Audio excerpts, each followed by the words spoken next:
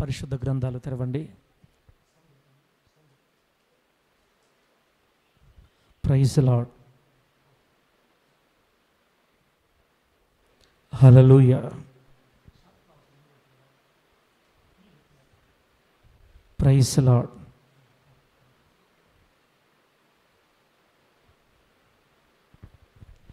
దేవుని బిడ్డలారా, కూర్చో తల్లి, కూర్చో. పరిశుద్ధ గ్రంథాలు తెరిస్తే దేవుని వాక్యాన్ని చదువుకుందాం.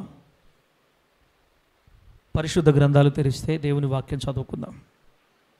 మనం కీర్తనల గ్రంథాన్ని ధ్యానం చేస్తున్నాం. ప్రతి వారం కీర్తనల గ్రంథాన్ని ధ్యానం చేస్తున్నాం. ప్రతి వారం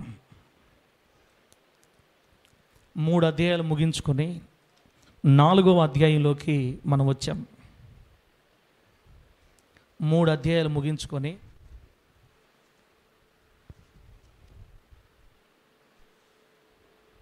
4వ అధ్యాయంలోనికి మనం వచ్చాం.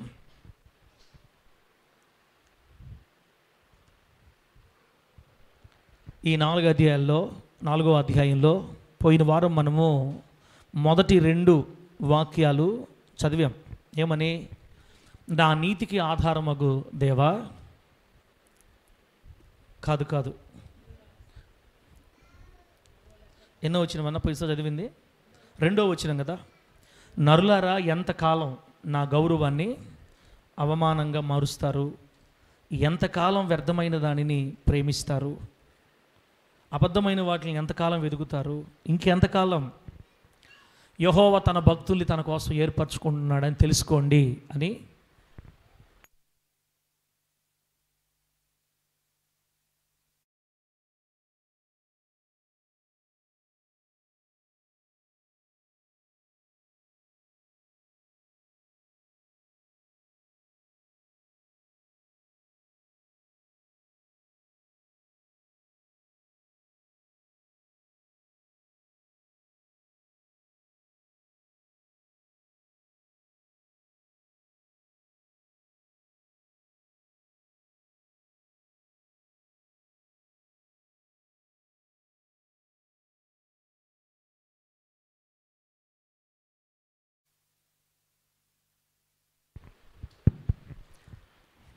దేవుని నామానికి మహిమ కలుగును గాక. పోయిన వారం మనం ఆ అంశాన్ని ధ్యానం చేసి, వ్యర్థమైన వాటిని ప్రేమిస్తే ఇబ్బందులు పడతారు, త్వరగా మారు మనసు పొంది ప్రభు దగ్గర రండి అని పోయిన వారం మనం నేర్చుకుందాం. ఈ వారం ఇప్పుడు 4వ వచనాన్ని చదువుకుందాం.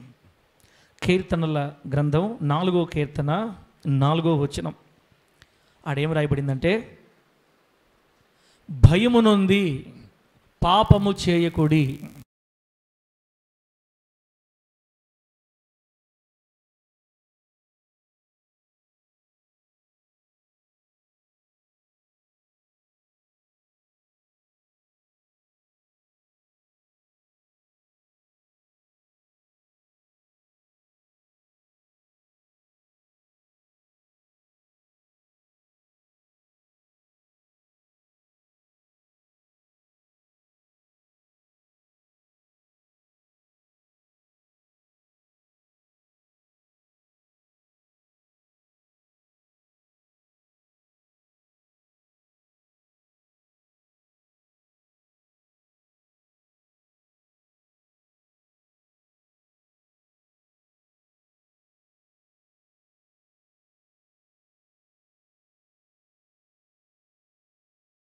చేస్తాడు. అంతేగాని వాక్యానుసారంగా బతికేది కూడా ఆయన సహాయం చేస్తే ఇంక మనం ఎందుకు ఉండేది? తినేదానికి 3 పూట్ల. బ్రదరు అన్న పేరు ఏం పేరన్నా? తమ్ముడు నీ పేరు ఏం పేరు తమ్ముడా? మర్చిపోయా నేను. అమ్మ మీ ఆయన పేరు ఏం పేరమ్మా? చెల్లె చెప్తా. రఘు కదా? అవును, రఘు తమ్ముడా. ఈయన దేవుని వాక్యానుసారంగా బ్రతకాలి అని తీర్మానం మనం చేసుకోకపోతే ఆయన సహాయం ఎట చేస్తాడు? సహాయం దేవుడు వాక్యం ద్వారా మాట్లాడేటప్పుడు ఆయన మందిరంలో ఆ వాక్యానుసారంగా బ్రతకాలన్న తీర్మానం మనం చేయాలి. నాయనా, తెలుసో తెలియకో కొన్ని పొరపాట్లు జరిగాయి, ఇప్పుడు నువ్వు నాతో మాట్లాడావు, నా బ్రతుకును సరిచేస్తున్నావు, మార్చుకోమని చెప్తున్నావు. నేను మార్చుకుంటాను ఆయన, మార్చుకోవాలని హృదయపూర్వకంగా కోరుకుంటున్నా.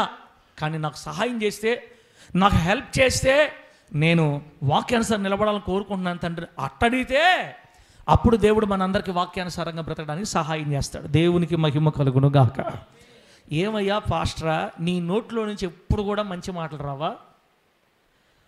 పొద్దున్నే 7 గంటలకు మమ్మల్ని పిలిపించి అది నోరా, అది ఇంకేమన్నానా, ప్రేమగా ఒక్క మాట కూడా మాట్లాడలేవా? దయగా మాట్లాడలేవా? మంచిగా చెప్పలేవా? ప్రతిదానికి అరవాలా? అమ్మ నా నోరే అంత, అమ్మ నాకు వచ్చిన మాటలే అవి. కొంతమంది ఏమంటారంటే, మా బాధల్లో మేము వస్తే చర్చికి, మా కష్టాల్లో మేము వస్తే ఎవడు చెప్పుకోవాలి మా బాధలు? ఏదో దేవుని మందిరంకి వస్తే 2 ప్రేమతో 2 మంచి మాటలు మాట్లాడితే ధైర్యం తెచ్చుకొని వెళదామని అనుకుంటే, ఈ మనిషి పొద్దున లేస్తే వాక్యానుసారంగా బతకాలని మీరు తీర్మానం చేసుకోండి, అప్పుడు ఆయన సహాయం చేస్తాడు. ఇదే సొరడ. మా బాధలు ఎవరు తీరుస్తారయ్యా? 24 గంటలు నువ్వు మమ్మల్ని తిరిగితే మాకు ధైర్యం చెప్పేవాళ్ళు ఎవరో? ప్రతి ఆదివారం మందిరంలో ప్రేమతో ధైర్యం చెప్పాలని రూల్ ఏమైనా ఉందా?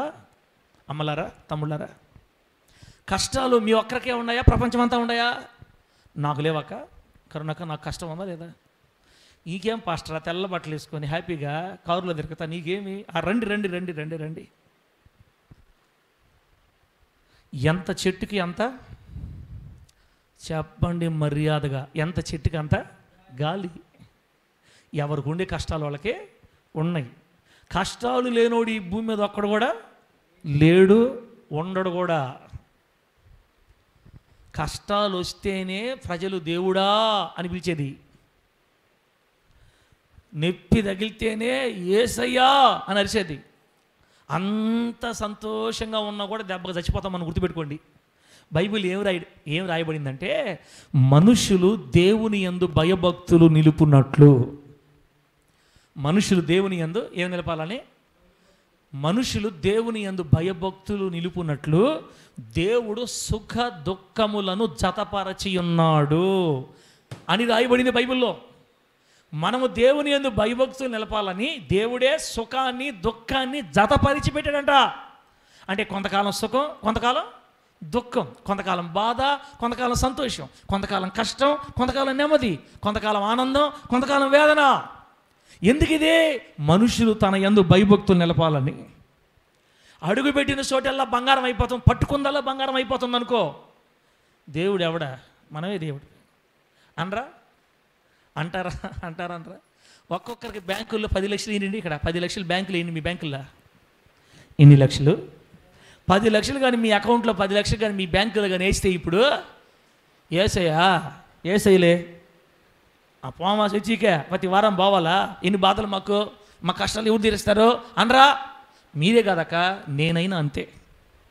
అంటే 10 లక్షలు మాకు దేవుడు ఇవ్వడానికి కాదు, మనుషులు దేవుని యందు భయభక్తులు నిలపాలని సుఖాన్ని దుఃఖాన్ని జతపరిచి పంపిస్తున్నాం మన మీదకి. కాబట్టి ఈ రోజు నుంచి మీ కష్టాలు తొలగిపోతున్నాయి అంటే ఇంక మీ కష్టాలే రావని కాదు అర్థం. కొంతమంది చెప్తుంటారు బయట, కొంతమంది దైవజనునికి అదే పని, మీ కష్టాలు తొలగిపోతున్నాయి, మీ బాధల నుంచి మీరు విడుదల పొందుతున్నారు, ఇక మీదట మీకు కష్టాలు ఉండవు అని చెప్తుంటారు. అంత ఒత్త అబద్ధం, అది అంత అబద్ధం. ఇక నుంచి అంటే ఇప్పుడుండే కష్టం పోద్దేమో కానీ మళ్ళీ కొత్త కష్టం వస్తుంది, ఖచ్చితంగా రావాలా, వస్తుంది. అసలు వస్తే కదా నీ దమ్ము నా దమ్ము తెలిసేది. అయితే పాస్టర్ గారు ఎక్కడున్నా కూడా కష్టాలు వచ్చే పని అయితే ఇక ఈ దేవుడిని వదిలి మేము మళ్ళీ వెనక బావా? హలో, కష్టాలు వస్తున్నాయని వదిలిపెట్టిపోయేదానికి ఈ దేవుడు వరాలు ఇచ్చే దేవుడు కాదు. మన దేవుడు వరాలు మాత్రమే ఇచ్చే దేవుడు కాదు. పరలోకం పోవాలంటే ఈయన దగ్గర మాత్రమే కుదరతుంది. ఆమేన్ చెప్పండి గట్టిగా, చెప్పండి గట్టిగా హల్లెలూయా. నేనే మార్గం, నేనే సత్యం, నేనే జీవం, నా ద్వారా తప్ప ఎవరు తండ్రి యొద్దకే వెళ్ళలేరు. పరలోకం పోవాలంటే ఈయన దగ్గర నుంచే వెళ్ళగలుగుతాం, ఈయన ద్వారా మాత్రమే వెళ్ళగలుగుతాం. ఇంకొక మార్గంలో ఉంటాం మేము, ఇక్కడ మాకేం కలిసి రాకపోతుండే మేము అట్లాగే ఇంకో దగ్గరకు పోయి ఉంటామంటే పోతే సావడం, నరకం పడడం అంతే. ఇక వేరే మార్గంలో పరలోకం లేదు. ఇక వేరే రూట్లో పరలోకం లేదు. యేసు ద్వారా మాత్రమే మనం పరలోకం చేరతాం. కాబట్టి సచ్చినట్టు ఉండాలి. ఇక్కడ ఎట్టుండాలి? ఎందుకని ఉండాలి? పరలోకం పోవాలి కాబట్టి సచ్చినట్టు ఉండాలి. తప్పదు. ఇక్కడ కష్టాలు వచ్చినా, బాధలు వచ్చినా, శ్రమలు వచ్చినా, నిందలు వచ్చినా, అవమానాలు వచ్చినా, ఊరంతా బాగుండాలి సార్, నాకే సార్ ఈ బాధలని, నా కష్టాలని. సార్ ఎంత తింటే చాలు సార్, కడుపంతా ఉబ్బిపోతుంది, నొప్పి, దేవుడు నాకు ప్రార్థన చేసిన తగ్గట్లా. ఇప్పుడు నీకు 45 వచ్చినాయి, ఇంకేం తగ్గద్దే? బండి ఇంత ముందులకు ఫాస్ట్ ఏడుంది. 20 సంవత్సరాల వయసులో తిన్నట్టు 45లో తింటే ఏమన్నా బండి పనిచేస్తుందా? 20 సంవత్సరాల వయసులో తిన్నాం బాగా ఫుల్గా, 45లో తింటాట. మీకే కాదు, గ్యాస్ ట్రబుల్ నాకు కూడా వచ్చేసింది ఆటోమేటిక్గా. ఒక మంచి మాట చెప్పమంటారా? రాసి పెట్టుకోండి ఈ మాట. తినాలనుకున్నప్పుడు డబ్బు ఉండదు, డబ్బు ఉన్నప్పుడు మనిషి తినలేడు. డబ్బు ఉండి తినగలిగినోడు ధన్యుడు. ఒక మాట చెప్పాలంటే ఏమయ్యా, తిండేనా మనకు ముఖ్యమంటే, ప్రసంగి గ్రంథంలో సొలొమోను గారు ఏం చెప్తారంటే, దేవుడు తనకిచ్చిన ఆయుష్కాలం అంతట్లో కష్టపడి పని చేసుకొని 4 మెతుకులు తినడమే ఈ మనిషికి కలిగిన భాగ్యం అని రాయబడింది. అన్నపానాలు పుచ్చుకోవడమే నిజమైన భాగ్యం. నిజమే, కొంతమందికి తినాల్సిన వయసులో డబ్బు లేదు, దేవుడు కొంచెం సమృద్ధిని ఇచ్చిన తర్వాత తినడానికి ఆరోగ్యం లేదు. ఇంకా ముందుకు పోతే 2 బిస్కెట్లు, గ్లాస్ నీళ్ళు తప్ప ఇంకేముండదు మనకి. వయసు పెరిగే కొలదే గ్యాస్ ట్రబుల్ పెరగతాయి. ఏసు రక్తం డబ్బాలు తాగిన గ్యాస్ ట్రబుల్ తగ్గదు. ఎందుకంటే బండి బోరుకు వచ్చేస్తూ ఉంది. రఘు తమ్ముడే, బండి దేనికి వస్తుంది? బోరుకు వచ్చేస్తూ ఉంది. దేవుడు చెప్పినప్పుడు జాగ్రత్తగా మనసు మార్చుకొని, బ్రతుకును మార్చుకొని, పరిశుద్ధంగా బ్రతకకుండా కొన్ని బలహీనతలు, కొన్ని చెడ్డ అలవాట్లు పెట్టుకొని ఆరోగ్యం అంతా నష్టపోయి, దేవుడు నాకేం చేయలేదంటట. దేవుడు ఎన్ని వారాలు మాట్లాడుతున్నాడు మనతో, ఎన్నిసార్లు మాట్లాడడం మనతో, బ్రతుకును మార్చుకోమని. ప్రారంభంలోనే జీవితం చక్కదిద్దుకో ఉంటే ఈరోజు మనకి కిడ్నీలు చెడిపోవు, లివర్లు చెడిపోవు. అట్టంటే యేసు ప్రభువులో ఉన్న వాళ్ళందరికీ కిడ్నీలు చెడిపోవా? ఒక తాగిన వాళ్ళకే చెడిపోతాయా? యేసై నమ్ముకున్న వాళ్ళకి కిడ్నీలు చెడిపోవా? యేసు ప్రభు నమ్ముకున్నా కూడా కిడ్నీలు చెడిపోతాయి. ఇదేం సార్? ఇదే ఇట్టగానే వాక్యం చేస్తే ఒక్కగా ఉండదు సార్ దేవుడి దగ్గర. హలో, సచ్చిన తర్వాత పరలోకం పోవాలంటే ఈ రూటు మాత్రమే. కాబట్టి మనం యేసు ప్రభు దేనికి నమ్ముకోవాలి? యేసు ప్రభు దగ్గర దేనికి ఉండాలి? మరణించిన తర్వాత కోట్ల సంవత్సరాలు పరలోక రాజ్యంలో మనం నివాసం చేయాలంటే ఈ రక్షకుని ద్వారా మాత్రమే మనకు సాధ్యం. అలాగే మనం కూడా కొన్ని జాగ్రత్తలు తీసుకొని జాగ్రత్త పడి ప్రభువు దగ్గర నిలబడితే ఆరోగ్యం కూడా అంతంత మాత్రం ఉంటుంది. మొన్న ఒక పాస్టర్ గారు చనిపోయారు. మీకు చూడలే, ఫోన్లు ఉండే వాళ్ళకి అర్థమవుద్ది. ఒక మంచి దైవజనుడు చనిపోయాడు. ప్రకాష్ గంటెల అనే పాస్టర్ గారు చనిపోయారు. ప్రొఫెసర్, మంచి వాక్చాతుర్యం, వాక్శక్తి కలిగిన దైవజనుడు. దేవుని వాక్యాన్ని చాలా బాగా చెప్తాడు, ఉన్నట్టు ఖండించి చెప్తాడు. పాస్టర్ల భరతం పట్టాడు అంతే నాకు తెలిసి. ఆయన వాక్యం చెబితే పాస్టర్లు ఒడిగిపోతారు గడగడగడ. ఉన్నట్టు చెప్పమని చెప్తాడు, రాజీ పడద్దని చెప్తాడు. మంచి దైవజనుడు అన్నమాట. 2 తెలుగు రాష్ట్రాల్లో ఘనంగా వాడబడిన దైవజనుడు, దేశ విదేశాల్లో బలంగా వాడబడిన దైవజనుడు. కానీ నాకు తెలియదు, నిన్న తెలిసింది నాకు, 2009వ సంవత్సరం నుంచి ఆయనకి కిడ్నీ వ్యాధి అంట. ఏ వ్యాధి? ఎవరికి?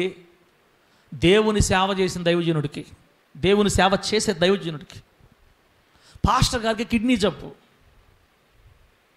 2009 నుంచి కిడ్నీ వ్యాధితో బాధపడి ఒక కిడ్నీ ఫెయిల్ అయిపోయింది, ఇంకో కిడ్నీతో బ్రతికాడు కొంతకాలం దాకా. నిన్న పూర్తిగా ఆ కిడ్నీ కూడా ఫెయిల్ అయిపోయింది. నిన్న చనిపోయాడు. మొన్న రాత్రిలో చనిపోయాడు పాస్టర్ గారు. అప్పుడు మనం అడగాలి, ఏమయ్యా దేవా, ఓ దేవా, నీ సేవ చేసేవాళ్ళు కూడా కిడ్నీలు బాగు చేయకపోతే అట్ట నువ్వు? అనవసరం అవన్నీ.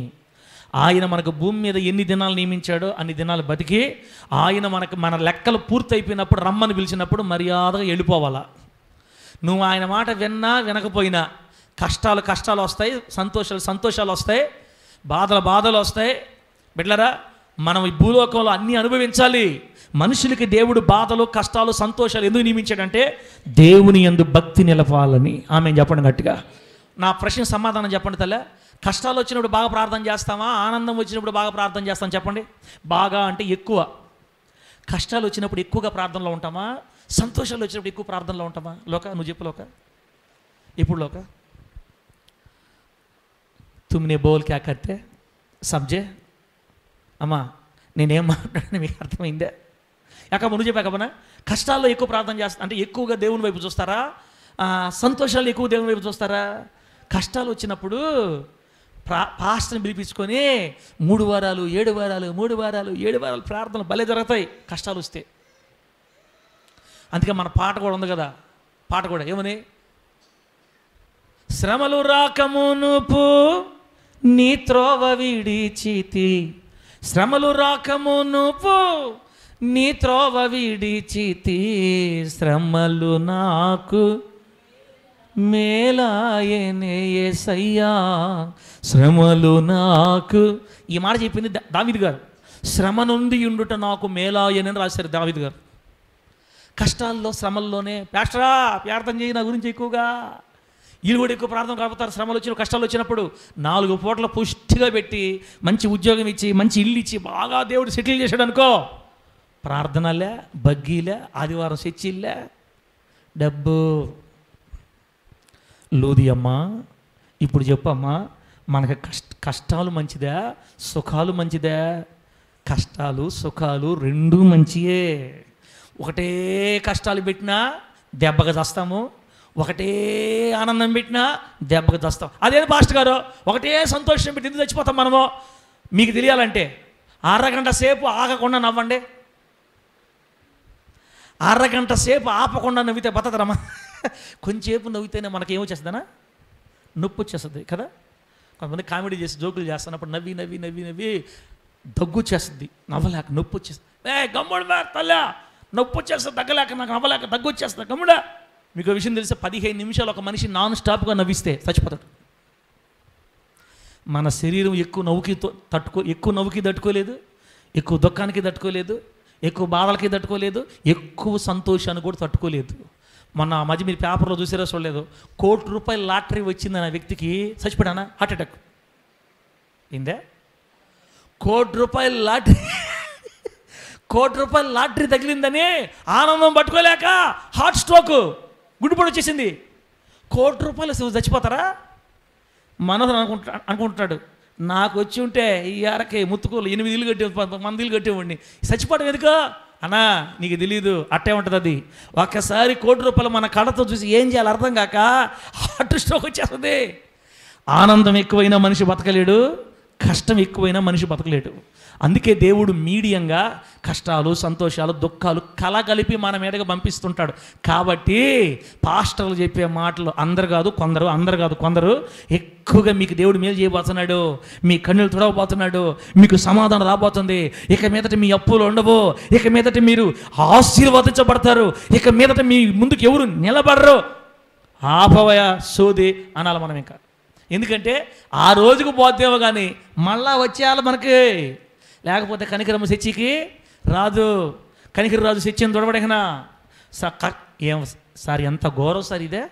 కనికరరాజు చర్చి దొడవాలని వాళ్ళ కష్టాలు రావాలా? కనికరరాజుకే కాదు, ఇశ్రాయేల్ పాస్టర్ కూడా సంతోషం అననీడు దేవుడు.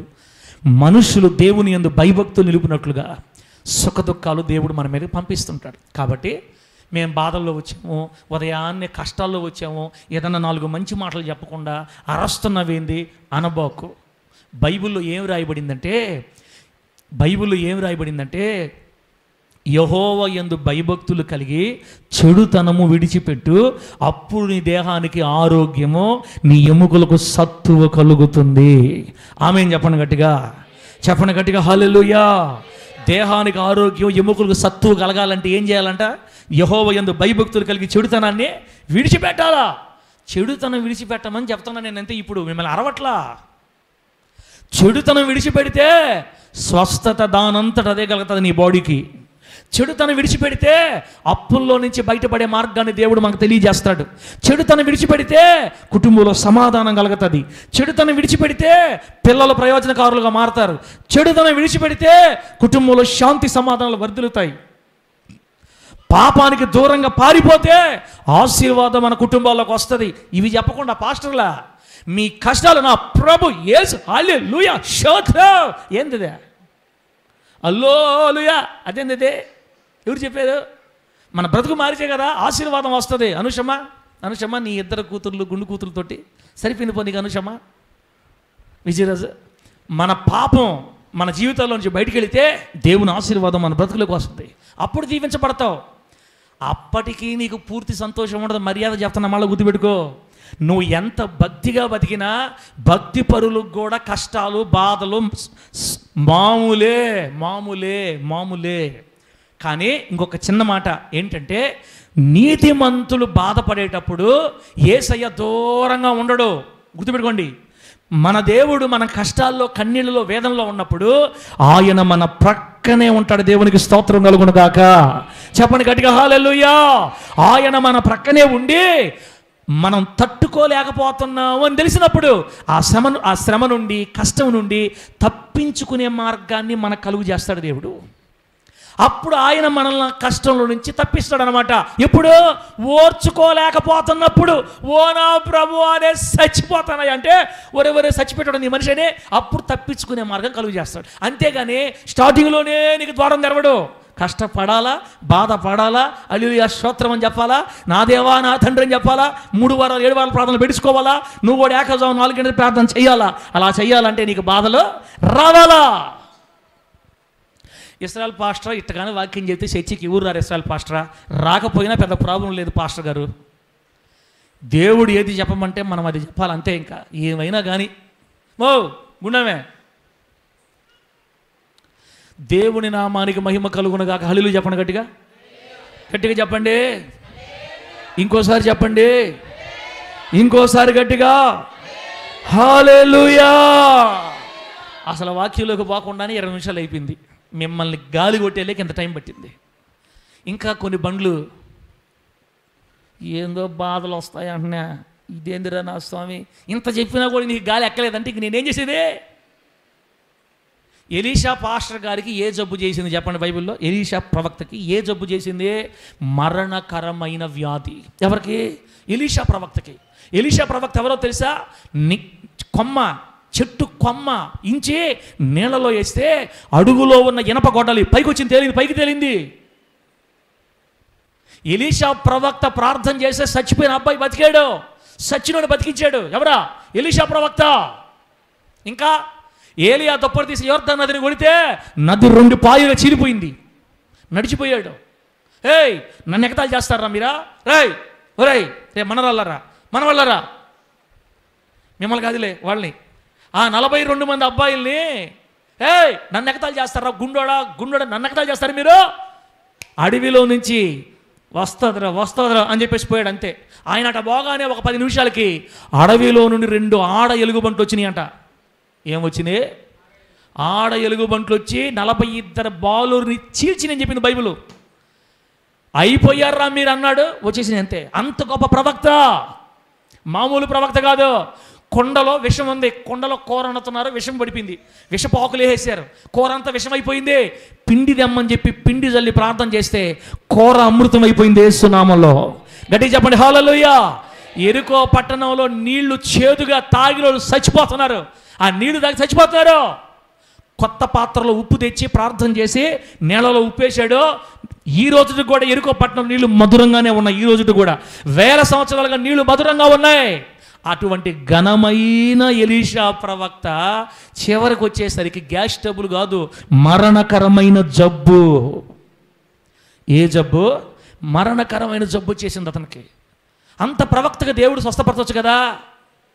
నా కృప నీకు చాలు, ఆ వ్యాధి నీకు ఉండాలని చెప్పాడు దేవుడు. ఇంకో విషయం చెప్పమంటారా? ఆ జబ్బుతోనే ఆ దైవజుడు చచ్చిపోయాడు. ఇప్పుడు చెప్పండి, నా దేవుడు మీ రోగాలు స్వస్థపరచబోతా హల్లెలూయా స్తోత్రం. ఉత్తమ మాటలు ఇవన్నీ, డూప్లికేట్ మాటలు. హల్లెలూయా లేపుతున్నాడు దేవుడు నిన్ను. లేపేదా? కానీ కీర్తనమ్మ హృదయంలో పాపం పెట్టుకొని జీవితంలో పాపం పెట్టుకొని నా దేవుడు నిన్ను లేపబోతున్నాడు, నీ వ్యాపారం దీవించబడిపోతుంది, నా దేవుడు హల్లెలూయా నోరు మొయ్ అనాలంతే. ఇంకా చాలా డూప్లికేట్ మాటలు. మిమ్మల్ని సంతోషపెట్టడానికి చెప్పుకోవడమే ఆ మాటలు. మేము దేవుడేమి నంగనాచి కాదు, తెలియనోడు కాదు. యెహోవా కన్నులు ప్రతి స్థలము మీద ఉంటాయి, అవి మంచివారిని చెడ్డవారిని చూస్తూ ఉంటాయి. ఆమె చెప్పండి గట్టిగా. యెహోవా కన్నులు మంచివారిని చూస్తున్నాయి, చెడ్డవారిని చూస్తున్నాయి. మనుషులు పై రూపాన్ని చూస్తారు, దేవుడు అంతరంగాన్ని, మన దేవుడు హృదయాన్ని చూస్తాడు. ఒకని ప్రవర్తన యెహోవాకు ప్రీతికరమగునప్పుడు వాని శత్రువులు కూడా దేవుడు మిత్రులుగా చేసేస్తాడని రాయబడింది బైబిల్లో. మన ప్రవర్తన దేవుని సంతోషపెడితే విజయరాజు, అప్పుడు మన దరిద్రాలు మన జీవితంలోంచి బయటికి పోతాయి. మన ప్రవర్తన దేవుని సంతోషపెడితే, మన ప్రవర్తన దేవునికి నచ్చితే, మనం దేవుని కోసం రోషంగా నడుంగొట్టుకొని నిలబడితే, పాపంలో నుంచి బయటపడితే, మనకు మనమే పాపం నుంచి బయటపడి విదిలించుకొని బయటకు వస్తే, దేవుడు నీ జీవితంలో అద్భుతాలు చేయడం ఆరంభించి నీ నీతికి తగినట్లుగా నీ నివాస స్థలాన్ని వర్ధిల్ల చేస్తాడు. చప్పట్లు కొట్టు గట్టిగా, చప్పట్లు కొట్టు గట్టిగా, చప్పట్లు కొట్టు గట్టిగా. దేవునికి స్తోత్రం, హల్లెలూయా. దేవుడు మనల్ని దీవించేది మన నీతికి తగినట్లుగా దీవిస్తాడు. నీ జీవితంలో ఎంత నీతి ఉందో అంత నీతిని బట్టి నిన్ను ఆశీర్వదిస్తాడు, అంత నీతిని బట్టి నిన్ను దేవుడు వృద్ధి చేస్తాడు. పాపం ఉంటే ఏందో ఎన్ని ప్రార్థనలు పెట్టుకున్నా నాకేం కలగపోవట్లా, పోదు. ఏందో 7 వారాలు ప్రార్థన పెట్టుకున్నా ఏమి కలగట్లా, పోదు. నువ్వు దేవదూతను పిలిపించి ఇంట్లో ప్రార్థన పెట్టించుకున్నా కూడా నీ గుండెల్లో పాపం ఉంటే జంతనై. కాబట్టి బిడ్డలారా, ఎందుకు నేను పొద్దున్న లేస్తే మిమ్మల్ని గట్టిగా అరుస్తుంటానంటే, పునాదులు బాగు చేసుకోవాలి మనం. పునాది కరెక్ట్గా ఉంటే ఇల్లు కరెక్ట్గా ఉంటుంది. కాబట్టి అసలు అది కూడా నాకు పెయింట్ వేసే మాటలు రావుతలే, నాకు నా నోటికి దేవుడు పెయింట్ వేసే మాటలు ఇలా. మీరు ఎట్టయినా ఉండండి, దేవుడు మిమ్మల్ని దీవిస్తాడులే. దీవిస్తాడు రాజు నిన్ను. నిజంగా నువ్వు అసలు ఏంది, నువ్వు విమానం కొంటావు, రాబోయే రోజుల్లో విమానం తిడతావు తెలుసు నీకు. దేవుడు నాకు చూపిస్తున్నాడు, కనికరరాజు పెద్ద విమానంలో పోతున్నాడు. ఇట్లా మాటలు నాకు చేతగావు, నాకు తెలియదు. కనికరరాజు విమానంలో పోతాడా? తీసుకోపోతాడు. దేవుడి స్తోత్రం. ఎప్పుడు తీసుకోపోతాడు కనికరరాజుని? కనికరరాజు ప్రవర్తన దేవుని సంతోషం అవ్వాలా, కనికరరాజు ప్రభుని మహింపరచాలా, కనికరరాజు దేవుని కోసం రోషంగా నిలబడాలా, దేవుని కొరకు నడుం కట్టుకోవాలి. అప్పుడు కదా అద్భుతాలు జరుగుతాయి. కాబట్టి ఇందు మూలంగా 26 నిమిషాలు దీనికే పోయింది. ఇంకా వాక్యం ఎప్పుడు అవుద్దో నాకు తెలియదు. ఇంకా నేను గాలి కొట్టలేను, ఇంతవరకు కొట్టేశాను ఫుల్గా. ఇంకా మీకు పంచిదైతే నాకు సంబంధం లేదు. ఇప్పుడు చెప్పండి, అద్భుతాలు, స్వస్థతలు, మహత్కార్యాలు, ఘనమైన కార్యాలు దేవుని కొరకు నిలబడ్డప్పుడు, రోషంగా నడుం కట్టుకున్నప్పుడు, పాపాన్ని తొలగించుకున్నప్పుడు, దేవుని కోసం బ్రతికినప్పుడే మన కొరకు అద్భుతాలు దేవుడు చేస్తాడు. కాబట్టి కష్టాలు, బాధలు, సుఖాలు, సంతోషాలు దేవుడే మన మీద పంపిస్తున్నాడు. పెద్ద పెద్ద భక్తులు కూడా మామూలు మరణాలు కాదు, వ్యాధులతో చచ్చిపోయారు. కాబట్టి చావు, వ్యాధి, మరణం అనేది దేవుని దృష్టిలో అది పెద్ద విషయం కాదు. నువ్వు భక్తిగా ఉన్నావా లేదా, అది నువ్వు పాపాన్ని జయించావా లేదా, అది ముఖ్యం. చచ్చిపోయిన తర్వాత పరలోకం పోవాలంటే భూమి మీద బతుకున్నప్పుడు పరిశుద్ధంగా బ్రతకాలి. ఆమె చెప్పండి గట్టిగా, గట్టిగా చెప్పండి హల్లెలూయా. హృదయ శుద్ధి గలవారు ధన్యులు, వారు దేవుణ్ణి చూస్తారు. హృదయ శుద్ధి కావాలి. చెప్పేదిను, ఏ శుద్ధి? హృదయ శుద్ధి గలవారు ధన్యులు, వాళ్ళే దేవుని చూస్తారు. మన దేవుడు పరిశుద్ధుడు కనుక మనము అన్ని విషయాల్లో పరిశుద్ధంగా ఉండాలి, ఉండి తీరాలి. మనకిష్టం వచ్చినట్టు బతికితే వదిలేస్తాడండి దేవుడు తర్వాత, అప్పుడు మళ్ళీ ఇబ్బంది పడతా బిడ్డ. కాబట్టి నీ జీవితాన్ని సరి చేసుకొని యేసయ్య కోసం మహిమకరంగా సాగిపోదుముగాక. గట్టిగా చెప్పండి హల్లెలూయా. ఇప్పుడు రండి చదివిన పాయింట్కి. ఇప్పుడు రండి, 4వ కీర్తన 4వ వచనంలో ఏమి రాయబడిందంటే, భయము నుండి పాపం చెయ్యొద్దు అని రాయబడింది. ఇది తెలుగులో కంటే కూడా ఇంగ్లీష్లో మంచి అర్థం ఉంది. ఇంగ్లీష్ అర్థం చూడండి, స్టాండ్ ఇన్ ఆ అండ్ సిన్ నాట్ అని రాయబడింది. అక్కడ భయము నుండి పాపం చేయొద్దు అనే పదంలో ఇంగ్లీష్లో ఏముందంటే స్టాండ్ ఇన్ ఆ, తర్వాత సిన్ నాట్ అని రాయబడింది. ఆ అంటే AWE అంటే అర్థం ఏంటంటే విస్మయం లేదా భయం అని అర్థం. స్టాండ్ ఇన్ ఆ, విస్మయమునందు భయమునందు నిలిచి ఉండండి. నిలిచే పాపం చేయకండి. విస్మయపడండి, భయపడిపోండి, అదే భయం నిలిచుండండి, అదే విస్మయంలో నిలిచుండండి. పొర్రపాటున పాపం చేయొద్దు. ఆ తర్వాత పడకల మీద పడుకొని, మంచాల మీద పడుకొని ఎవరిని మోసం చేద్దామని కాకుండా మీ పడకల మీద పరుండి మీ హృదయంతో మీరే మాట్లాడుకోండి. నేను పాపానికి దూరంగా ఉన్నానా, పాపంలో పడిపోయి ఉన్నానా అని మీరు మంచాల మీద పడుకున్నప్పుడు మిమ్మల్ని గురించి మీరు ఆలోచించుకోండి. మీతో మీరే మాట్లాడుకోండి. మీరు పడకల మీద ఉండగా మీరు ధ్యానము చేసుకొని ఊరకుండండి. Be silent. పాపము చేయకుండా బీ సైలెంట్ అని దావీదు గారి చేత దేవుడు ఈ మాటలు రాయించాడు. ప్రభు నామానికి మహిమ కలుగునుగాక. గట్టిగా చెప్పండి హల్లెలూయా. మనం ఎప్పుడు భయములో ఉండాలంట, విస్మయంలో నిలిచి ఉండాలంట, ఎప్పుడు భయపడిపోతూ ఉండాలంట. ఏం సార్ ఎందుకు భయపడిపోవాలి మనము? నీతిమంతులు సింహంలాగా ధైర్యం హల్లెలూయా అని నువ్వే చెప్తావు కదా. నీతిమంతులు సింహంలా ధైర్యంగా ఉండాలి మీరే చెప్పారు కదా. మళ్ళీ భయపడ్డం ఎందుకు భయం ఉండాలంటే, ఎందుకు విస్మయంలో ఉండాలంటే, పాపము వలన కలిగే పర్యవసానాలు. ఒకవేళ ఒక వ్యక్తి పాపం చేస్తే ఆ వ్యక్తి ఎంత ఘోరమైన దుస్థితికి వెళ్ళిపోతాడో, ఆ వ్యక్తి, ఆ స్త్రీ, ఆ పురుషుడు ఎంత ఘోరమైన దిగజారిపోతారో మీరు ఎరిగి ఉండి పాపము వలన కలిగే పర్యవసానాల గురించి ఆలోచించినప్పుడు గుండెలు అదిరిపోతాయి అంతే. ఇప్పుడు నేను చెప్తాను, మీకు కూడా అదిరిపోద్ది. నాకు అదిరిపోయింది ఫస్ట్, ఇప్పుడు మీకు అదిరిపోవాలా. పాపం నుంచి జ్ఞాపకం చేసుకుంటే గుండెలు అదిరిపోవాలా. అందుకే దావీదు గారు అంటున్నారు, స్టాండ్ ఇన్ ఆ అండ్ సిన్ నాట్.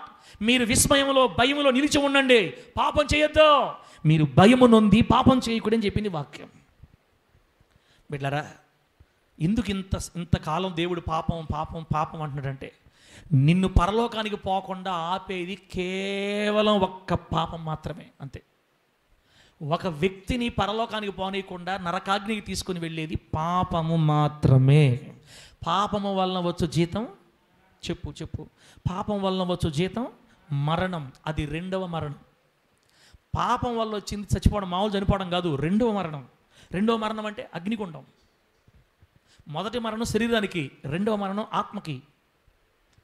ఒక వ్యక్తి భూలోకంలో బతికినంత కాలం పాపంలో బతికేటంటే సావటం, నరకాగ్నిలో కళ్ళు తెరవటం. కోట్ల కోట్ల సంవత్సరాలు, యుగ యుగాలు ఆరని అగ్నిలో, అగ్ని ఆరదు, పురుగు చావదు.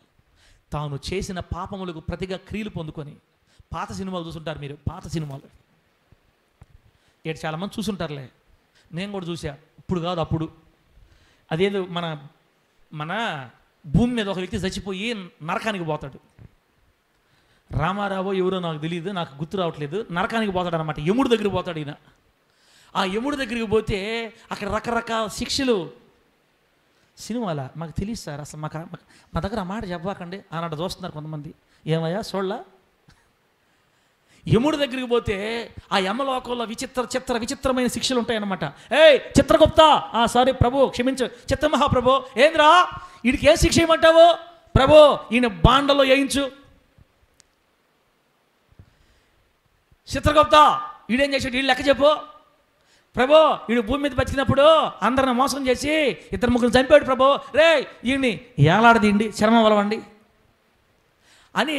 చిత్రగుప్తుడు ఇవన్నీ మీరు చూసుంటారు పాస్ సినిమాల్లో. సార్ నువ్వు పాస్టర్వే, పొద్దున లేసే చిత్రగుప్తుల గురించి, యముడు గురించి చెప్తున్నావు ఏంది నువ్వు? హలో అది సినిమానే అంత రియల్గా తీస్తే రేపు నిజంగా నరకం వెళితే సినిమాలో చూపించినంతకంటే కొన్ని కోట్ల రెట్లు భయంకరంగా ఉంటుంది నరకం. నా 2 చేతులు దండాలు పెట్టి చెప్తాను అంతల్లే, నాకు నైగారంగా చెప్పడం చేత కాదు, ఉన్నది చెప్పడం నాకు అలవాటు. మహాభయంకరంగా ఉంటుంది, యాతనకరమైన స్థలం, బహుయాతనకరమైన స్థలం నరకం. ఏమాత్రం ఏమరపాటుగా ఉన్నావా, కన్ను మూస్తే చరిత్ర మారిపోదు తర్వాత. అందుకే బతుకున్నప్పుడే దేవుడు బ్రతులాడుతున్నాడు మనల్ని, భయము నొంది పాపం చేయొద్దు, భయపడి పాపం చేయబాకండి. మీరు భయములో నిలిచుండండి, బతుకున్నంత కాలం విస్మయంలో నిలిచుండండి. ఎందుకంటే పాపం చాలా భయంకరమైంది, జాగ్రత్త అని దేవుడు చెప్తున్నాడు మనకి. బిడ్డ, పాపం వలన కలిగే మహాభయంకరమైన పర్యవసాన నష్టం ఏంటంటే ఒక వ్యక్తి నరకాన్ని తీసుకెళ్ళిపోద్ది పాపం. అందుకే పాపమును గురించి బైబిల్ పదే పదే పదే పదే ఖండిస్తుంది అనమాట. కాబట్టి ఇప్పుడు నేను మీకు చెప్పిన మాట మీకు అర్థమైందా? ఎందుకు మనం పాపం చేయకూడదంటే భయమునుంది. పాపం వలన కలిగే పర్యవసానం చాలా భయంకరంగా ఉంటాయి. బిడ్డలారా, పాపం వలన కలుగబోయే పర్యవసానం కానీ, పాపము చేసే గాయాలను గురించి కానీ, పాపము గాయాలు చేస్తుంది తమ్ముడా. పాపం ఏం చేస్తుంది చెప్పండి? ఏం చేస్తుంది? గాయాలు చేస్తుంది. నా మాటలు వినండి, పాపం ఏం చేస్తుంది అక్క? ఓ ఎక్కో మో, పాపం ఏం చేస్తుంది? గాయాలు చేస్తుంది. ఒక అబ్బాయి ఒక అమ్మాయిని ప్రేమించాడు ఊహకి. ఒక అబ్బాయి ఒక అమ్మాయిని ప్రేమించాడు. అమ్మాయి గల్లోళ్ళు బాగా ధనవంతులు, అబ్బాయి గల్లోళ్ళు పేదవాళ్ళు. అదిగాక వాళ్ళ కాస్ట్ కాదు, ఈయన వేరే క్యాస్ట్, ఇంటర్ క్యాస్ట్. అమ్మాయి గల నాన్నకు తెలిసింది, వీడు మా అమ్మాయిని ఇబ్బంది పెడుతున్నాడు, వీడు మా అమ్మాయి కూడా వీడి వల్ల ఉంది, నా కూతురు నాకు లోబడాలి, నా మాట వినాలంటే అసలు వాడికి ఏం జరిగిందో కూడా తెలియకుండా చేయాలనుకొని ఏం చేస్తాడో మీకు తెలియాలా. ఏం చేస్తాడు? ఒక వారం తర్వాత పెన్నా నదిలో ఎక్కడో తేలుంటాడు పోయి, ఒక వారం తర్వాత మోటలో పచ్చడి అయిపోయి రైలు ట్రాక్ కింద పడిపోయి ఉంటాడు. ఇప్పుడు చూస్తే వాడే. ఇప్పుడు పాపం ఏం చేసింది? వాడికి గాయాలు రేపింది, మరణానికి ఈడ్చుకెళ్ళిపోయింది వాడిని.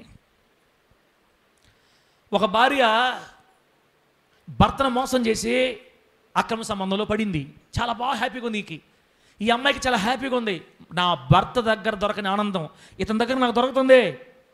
నన్ను ఏ రోజు నా భర్త నన్ను అర్థం చేసుకోవాలా, అర్థం చేసుకునేవాడు దొరికాడు నాకు అని అనుకుంది. కొంతకాలం బాగా సాగింది, పాపము పండింది. గుర్తుపెట్టుకోండి, పాపము చేసేటప్పుడు 4 గోడల మధ్య మనల్ని పెడుతుంది, కానీ పాపం ఏం చేస్తుంది తెలుసా? ఇంటి మీదకి కోసద్దంట. పాపానికి ఉండే అలవాటు ఏంటంటే ఇద్దరిని రూమ్లో పెట్టి మిమ్మల్ని ఎవరు చూడట్లా అని వీళ్ళకి చెప్పి అదే పాపం ఇంటి మీదకి ఎక్కి కేకేస్తుంది. ఇదిగో ఫలానా వాళ్ళు ఇద్దరు ఇంట్లో ఉన్న రండి అని కేకేసి ఎవరన్నా? పాపమే. పాపమును గూర్చి గుర్తొస్తే దడబొట్టాలా. స్టాండ్ ఇన్ ఆ అండ్ సిన్ నాట్. విస్మయంలో నిలిచి ఉండండి, భయం నిలిచి ఉండండి, పాపం చేయొద్దు. ఆ తర్వాత భర్తకి విషయం తెలిసింది, ఇంత అవమానం చేసిన మనిషిగా నాకు అనవసరం అని క్రైస్తవుల్లాగా తీసుకెళ్ళి వాళ్ళ అమ్మ వాళ్ళ దగ్గర వదిలేయటం అట్లా ఉండదప్పుడు. పెద్ద కత్తి ఒకటి చేయించుకొని వచ్చి ఇంకా ఆ తర్వాత ఏం చేస్తాడో మీకు తెలియాల అన్నా. మొత్తం నరకటం, ఉడకబెట్టడం, పోయటం. ఇప్పుడు ఆ మనిషికి పాపం ఏం చేసింది? మరణానికి ఈడ్చుకుపోయింది పాపం అంతే.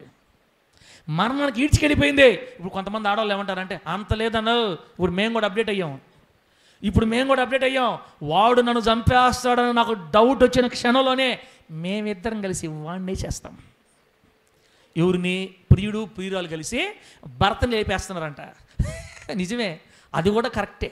ఇప్పుడు భర్తలను తీసుకెళ్ళి వాటర్ ట్యాంకుల్లో పూర్తి చేస్తున్నారు, వాటర్ ట్యాంకుల్లో కుక్కేస్తున్నారు. వాటర్ ట్యాంకుల్లో బయటపడదా? కేసులు రావా? జైలుకి వెళ్ళరా? సమాజంలో అవమానం జరగదా? నీ పిల్లల్ని చూసినప్పుడల్లా వ్యభిచారి కూతుర్లు అని చెప్పుకోరా? నీ కూతుర్ని ఎవరు పెళ్లి చేసుకుంటారు? మన బిడ్డలను ఎవరు విలువిస్తారు? పాపం వల్ల సమాజంలో ప్రజలకి విలువ ఉండదు. పాపం వల్ల ప్రజల్ని ఎవరు విలువ ఇవ్వరు. సమాజంలో ఒక హీనకరమైన స్థితికి తీసుకెళ్ళిపోద్ది మనుషుల్ని పాపం. అందుకే స్టాండ్ ఇన్ ఆ, విస్మయంలో నిలిచుండండి, భయములో నిలిచుండండి, పాపం చేయొద్దు. పాపం బహు భయంకరమైన పర్యవసనం తీసుకొని వస్తుందని దేవుని వాక్యం చెప్తుంది. బిడ్డలారా, ఎన్ని చెప్పాలి మీకు? 1 2 ఎన్ని చెప్పాలి? నేను ప్రేమిస్తానని, నేను పెళ్లి చేసుకుంటానని చెప్తాడు అబ్బాయి, అమ్మాయి నమ్మేస్తుంది. నేను నిన్ను పెళ్లి చేసుకోవాలంటే నువ్వు నాకు లోబడాలని చెప్తాడు. ఓఎస్, దానికి ఏముందంటాడు. ఇంకా పార్కులు, టవర్లు, గివర్లు, రూములు మొత్తం తిరిగి ఆ తర్వాత 4వ నెల 5వ నెల వచ్చిన తర్వాత, అయ్యా నీ వల్ల నాకు గర్భం వచ్చింది, నన్ను పెళ్లి చేసుకొని తాలుబొట్టు తీసుకుపోతే ఆ తాలుబొట్టు తీసుకొని ఆ పిల్ల మెడకేసి ఏం చేస్తాడు నేను చెప్పలే. ఆ తాలుబొట్టునే తీసి ఆ పిల్ల మెడక వేసి ఏమైపోయింది ఎక్కబన్నా అన్నా, నవ్వతా చెప్తున్నావా? ఇంత సీరియస్ ఇష్యూ అది. సీరియస్ ఇష్యూ కాబట్టి ఇంత గట్టిగా చెప్తున్నాను నేను. పాపము ప్రాణాలు తీసేస్తుంది, పాపము చంపేస్తుంది, అంతే. పాపము మరణాన్ని తీసుకెళ్ళిపోద్ది. పాపము వలన వచ్చు జీతం మరణం. ప్రేమతో మన తండ్రి హెచ్చరిస్తున్నాడు. బిడ్డ, ఈ ఉదయకాలం అని చెప్తున్నా, holy judge worship centre Muttukur, holy judge worship సెంటర్లో కూర్చొని ఉదయకాలం ముందు వాక్యం వింటున్న ప్రియ తమ్ముడా, చెల్లి, అక్క, అన్న, పాపము నీ ప్రాణం తీయకముందే భయమునుంది పాపం చేయొద్దు. సరే అన్నా, నేను ఎవరికి హీట్ చేయనన్నా, నేను ఎవరి జోలికి పోనన్నా, కాకపోతే నేను హార్న్స్ ప్యాకెట్ మాత్రం వేసుకుంటా. ఎవరికి హీట్ చేస్తాను? నేను ఎవరికి హీట్ చేయను, ఎవరిని ప్రేమించను, అక్రమ సంబంధాలు నాకొద్దు, అంత నవ్వటం, పొనుకోవటం, నిద్రపోవటం. హలో, అది కూడా వస్తుంది నిన్ను. నువ్వు కరెక్ట్గా 10 సంవత్సరాలు తిను, బాగా వరుసగా 10 కాదులే 5, 6, 7 సంవత్సరాలు నవ్వుతూ ఉండు. డాక్టర్ల దగ్గర పోతే ఒకటే మాట చెప్తారు, ఇక నీకు పేరుకే చెంప ఉంటుంది, ఇంక చెంప నీకు పనే చేయదు. నోటి క్యాన్సర్, మద్యపానం, ధూమపానం ఆరోగ్యానికి హానికరం, క్యాన్సర్ కారకం. తమ్ముడా, పాపంతో పెట్టుకుంటే చెంపలు రేగిపోతాయి అంతే. పాపము ఒక వ్యక్తిని బాగు చేసినట్టు భూమి హిస్టరీలో లేదంటే, ఈ భూమి మీద చరిత్రలో లేదు ఒక వ్యక్తి బాగుపడినట్టు, పాపం చేసే మనిషి బాగుపడినట్టు కదా. కాబట్టి దేవుని వాక్య సెలవిచ్చింది ఏంటంటే, స్టాండ్ ఇన్ ఆ, భయములో నిల్చునండి, విస్మయం నిల్చునండి. ఎందుకంటే అది చేసే పనులు ఇంత అంత కాదు, ఇంత అంత కాదు. కాబట్టి మీరు జాగ్రత్త కలిగి బ్రతకాలి అని దేవుడు మనకు చెప్తున్నాడు. అంత మాత్రమే కాకుండా, ఒకవేళ ఈ మాటేనండి, ఒకవేళ ముగిస్తున్నాను నేను, ఒకవేళ ఈ సమయంలో ఎవరైనా పాపానికి బానిసలుగా బ్రతుకుతున్న వాళ్ళు ఈ మందిరంలో ఇప్పుడు ఎక్కడ ఉంటే, పాపానికి బానిసలుగా బతుకుతున్న తమ్ముళ్ళు కానీ, అన్నలు కానీ, చెల్లెలు కానీ, అక్కలు కానీ ఇక్కడ ఎవరైనా ఉంటే, మీతో దేవుడు మాట్లాడినప్పుడు నా గురించే కదా అని మీకు అనిపిస్తే, ఒక్క క్షణం కూడా ఆలోచించకుండా ఆ పాపాన్ని విడిచి పారిపోవాలి. ఎక్కడికి? దేవుని సన్నిధిలోకి పరిగెత్తిపోయి దేవుని దగ్గర ఆశ్రయం పొంది, నా ప్రభువా నన్ను క్షమించని అడిగి, దేవుని రక్తం ద్వారా విమోచింపబడి పాప దాసత్వం నుండి పరిశుద్ధాత్మ సహాయంతో విడుదల పొంది, దేవుడు అనుగ్రహించే స్వాతంత్ర్యం, పాపము నుండి, శాపము నుండి, దాని బానిసత్వం నుంచి పరిశుద్ధాత్మ దేవుడు అనుగ్రహించే ఆ స్వాతంత్ర్యాన్ని పొంది, స్వాతంత్ర్య వాయువులు పీల్చుకుంటూ నెమ్మదిగా, పరిశుద్ధంగా, పవిత్రంగా బ్రతుకు అని దేవుడు మనల్ని అందరినీ పిలుస్తున్నాడు. దేవునికి స్తోత్రం కలుగును గాక. పాపంలో ఉండేవాళ్ళు లేట్ చేయొద్దు, పరిగెత్తి రండి ప్రభు దగ్గరికి. పరిగెత్తి వచ్చి ప్రభు దగ్గర క్షమాపణ అడిగి, బిడ్డరా అమ్మా ఈ మాటిను, నీతిమంతుడు లేడు ఒక్కడు కూడా లేడు, మనుషుల్లో నీతిమంతుడు లేడు ఒక్కడు లేడు. అందరూ పాపము చేసి, ఏలయనగా అందరూ పాపం చేసి దేవుడు అనుగ్రహించి మహిమని పొందలేకపోతుందని చెప్పింది వాక్యం. చిన్నదో పెద్దదో ప్రతి ఒక్కరిలో ఏదో పాపం దాగుంది. ఇప్పుడు చేసినందుకు బాధపడద్దు, కానీ నిలిచి ఉండొద్దు పాపంలోనే. త్వరగా పరిగెత్తి ప్రభు దగ్గరికి వచ్చి, నన్ను క్షమించు ప్రభు, ఐ ఆమ్ వెరీ సారీ, నా తండ్రి ఐ ఆమ్ వెరీ సారీ, తెలుసో తెలియకు నేను నీకు వ్యతిరేకంగా ప్రవర్తించానయ్యా, నన్ను కడుగు, నన్ను పవిత్రపరచయ్యా, నా చెయ్యి పట్టుకొని పాపంలో నుంచి లేవనెత్తయ్యా అని నిజముగా పశ్చాత్తాపడి కన్నీళ్లు విడిచి నువ్వు దేవుని దగ్గర ఏడ్చి క్షమాపణ అడిగి సహాయం అడిగితే, దేవుడే నీ చెయ్యి పట్టుకుని ఈ రోజే ఆ పాపంలో నుంచి లేవనెత్తతాడు యేసు నామములో. ఆ పాప బానిసత్వం నుంచి నిన్ను తప్పిస్తాడు యేసు నామములో. పాపము నుంచి నీకు స్వాతంత్ర్యాన్ని ప్రకటిస్తాడు యేసు నామములో. గడి చెప్పు హల్లెలూయా. మనము మన పాపములను ఒప్పుకొనిన ఎడల ఆయన నమ్మదగిన వాడు, నీతిమంతుడు కనుక మన పాపములు క్షమించి సమస్త దుర్నీతి నుండి మనల్ని పవిత్రులుగా చేస్తాడు. పాపముల నుంచి కడగడానికి సిద్ధంగా ఉన్న యేసయ్య దగ్గరికి పరిగెత్తి వస్తావా? ఇంకా ఆ పాపంలోనే ఉంటావా? నీ ఇష్టం తల్లే. సార్ మా ఆయన అమాయకుడు సార్, నీకు తెలీదు, నేను కొంచెం అట్టి ఇటు ప్రవర్తించిన ఏం కాదు, మా ఆయన ఏం పట్టించుకోడు అనుకుంటున్నావాక? మీ ఆయన అమాయకుడేమో కానీ పాపం మాత్రం అమాయకమైంది కాదు. పొడసద్దు గుండెలంతా ఒకరోజు పొడస్తుంది. పాపంతో పెట్టుకొని మంచిగా ఉన్నోడు ఇంతవరకు భూమి మీద లేడని చెప్తున్నాను కదా. ఇశ్రాయేల్ పాస్టర్ని వదలదు, ఇంకెవుడిని వదలదు. పాపము కట్ల పాము వంటిది, పాపము మిడినాగు వంటిది. కరిస్తే సావడమే కానీ బతకడం ఉండదు. యేసు రక్తం ఒక్కటే పాపానికి విరుగుడు. దేవునికి స్తోత్రం కలుగును గాక. ఈ భూమి మీద పాపములో ఉన్న వ్యక్తిని విమోచించి బ్రతికించగలిగింది 2000 సంవత్సరాల క్రితం కలువరి శిలువ మీద, కొట్టు చప్పట్లు, కలువరి శిలువ మీద మనందరి కోసం రక్తము కార్చిన యేసు రక్తానికే పాపం నుంచి విడిపించే సత్తా, దమ్ము ఉంది. దేవునికి మహిమ కలుగును గాక. హల్లెలూయా, హల్లెలూయా. ప్రతి సాయంత్రం, ప్రతి ఉదయం యేసయ్య పాదాల దగ్గరికి వెళ్ళి మనల్ని మనం కడుక్కుంటూ ఉండాలా, పవిత్రపరచబడిపోతూ ఉండాలా, క్షమాపణ అడగాలి, లేచి నిలబడాలి. పొరపాటున నెగ్లెక్ట్ చేసావా, పట్టుకుంటుంది, మింగేస్తుంది ఒకరోజు పాపం. కాబట్టి భయము నొంది పాపము చెయ్యకండి. పడకల మీద ఉన్నప్పుడు మిమ్మల్ని గురించి మీరు ఆలోచించుకొని జాగ్రత్త పడండి అని దావీదు గారి ద్వారా దేవుడు మనందరితో మాట్లాడుతున్నాడు. దేవునికి స్తోత్రం కలుగును గాక. చెప్పండి గట్టిగా హల్లెలూయా. పాస్టర్ గారు ఏందో సొరడా చెప్పేవి ఇప్పుడు దాకా, అసలు పాపం అంటే ఏం చెప్పకపోతే అట్ట, ఏమ్మా పాపం అంటే ఏందో కూడా తెలీదా అని నేను మిమ్మల్ని అడగను. ఎందుకంటే నేను దేనికి, నేను చెప్పేదానికి కదా. పాపం అంటే ఏంటి పాస్టర్ గారు, పాపం అంటే ఏంటి మర్యాదగా చెప్పు పాస్టర్ గారు. చెప్తానమ్మా. పాపం అంటే ఒకటే మాట రాసుకోండి. పాపం అంటే ఏంటంటే దేవుడు చెయ్యమని చెప్పినవి చెయ్యకపోవడమే పాపం. చెప్పు, దేవుడు చేయమని చెప్పినవి చేయకపోవడం పాపం. మరియు దేవుడు చేయొద్దు అని చెప్పిన వాటిని చేయటమే పాపం. ఒక మాటలో చెప్పాలంటే ఆజ్ఞాతిక్రమమే, ఆజ్ఞను అతిక్రమించడమే పాపం. నరహత్య చేయవద్దని చెప్పాడు దేవుడు, చేస్తే పాపం. నిన్ను వలె నీ పొరుగు వాని ప్రేమించమని చెప్పాడు దేవుడు, దూషిస్తే పాపం. ఇలా 613 ఆజ్ఞలు ఉన్నాయి మనకి పాత నిబంధనలో. దేవుడు వద్దు అన్నవి చేయకూడదు, దేవుడు చెయ్యి అన్న వాటిని చేయకుండా ఆగకూడదు. ఇలా వ్యతిరేకంగా ప్రవర్తిస్తే దాన్నే పాపం అంటారు. దేవుడు చేయమని చెప్పినవి చేయకపోవుట, చేయవద్దు అని చెప్పిన వాటిని చేయుట, ఇదే పాపం. దేవుని మాట ధిక్కరించడమే పాపం. దేవునికి స్తోత్రం కలుగునుగాక. గట్టిగా చెప్పండి హల్లెలూయా. మొఖాలు ఎంత వెలుగుతున్నాయో, ఒక్కొక్క మొహం ఎంత వెలుగుతుందో. సౌండ్ పెట్టానా మన బిడ్డలు? అన్న సౌండ్ పెట్టు, ఫోన్ సౌండ్ పెట్టు యాకప్ అన్న. ఇంకొంచెం పైపు పెట్టు, సౌండ్ పెట్టు. చెప్పకూడదు అమ్మా, మీ వాళ్ళే పాట, లేకపోతే వాక్యం చెప్పేసి ఉండేవాడు. మీ వాళ్ళే పాట. స్తోత్రం.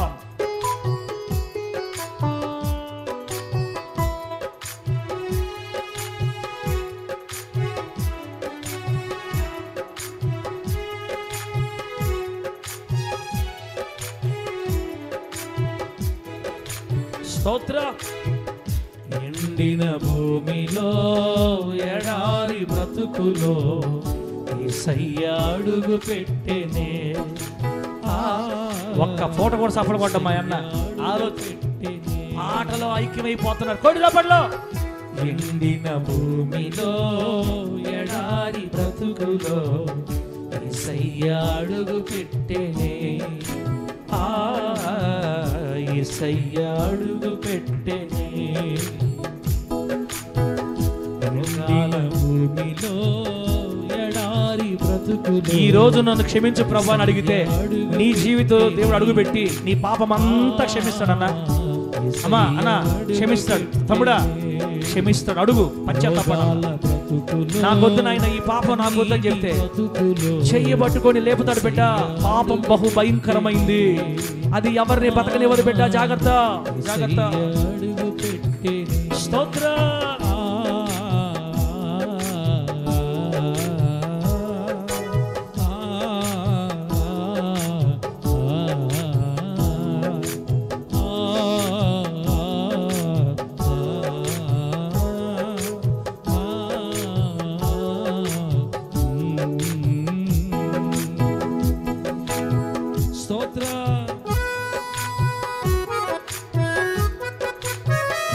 గ్లోరీ. ఎక్కువ పెట్టానా? అచ్చబరది అది లేపు. Praise the Lord. చాలు. ఆమేన్. గ్లోరీ.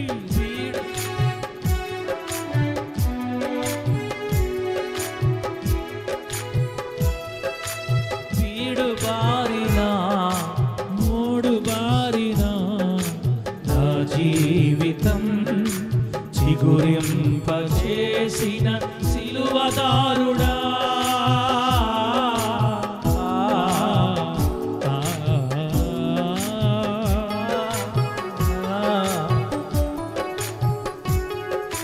మూడు బారిన నా జీవితం చిగురింపజేసిన సిలువదారుడా.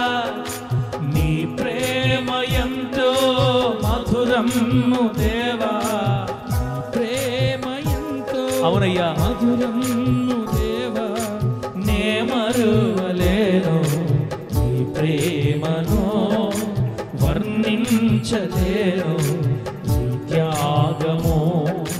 నే మరువలేను నీ ప్రేమను, వర్ణించలేను నీ త్యాగము. ఎండిన భూమిలో ఎడారి బ్రతుకులో యేసయ్య అడుగు పెట్టెనే. యేసయ్య అడుగు పెట్టెనే.